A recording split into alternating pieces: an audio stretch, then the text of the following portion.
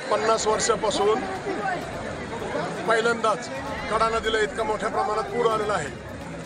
ते आत्ता काय झालंय, देवळाली, दादेगाव, घाटापिंपरी इकडे मोठ्या प्रमाणात पाऊस झाला व छोटे छोटे पाझर तलाव किंवा छोटे तलाव फुटल्यामुळे गावात पाणी शिरलंय। आमच्या कडा शहरातलं एक कुटुंब साप्ते नावाचं ते कुटुंब आत्ता 10 लोक घरात गुंतले, त्यांच्या चौबाजूने पाणी आहे आणि त्याच्यासाठी लोकनेते सुरेश अण्णा धस यांनी नगर कलेक्टरला विनंती करून हेलिकॉप्टरची व्यवस्था करण्याची, आर्मीच्या हेलिकॉप्टरची व्यवस्था करण्याची प्रयत्न चालू आहे। ते मौलाना बाबा चरणी माझी प्रार्थना आहे की ते कुटुंब सुखात बाहेर निघावं। आता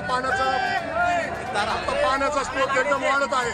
माझी कडा शहराच्या जनतेला विनंती आहे, आता लाईटचे पोल सुद्धा पडत आहे, इथं थांबलेल्या सर्व लोकांना विनंती आहे माझी, आपल्या घरी सुखरूप जावं व आम्हाला ग्रामपंचायतला व पोलीस प्रशासनाला, तहसील प्रशासनाला मदत करावी अशी सगळ्यांना विनंती करतो व परत एकदा हात जोडून सांगतो, इथं थांबलेले सर्व लोकांनी आपापल्या घरी जावं।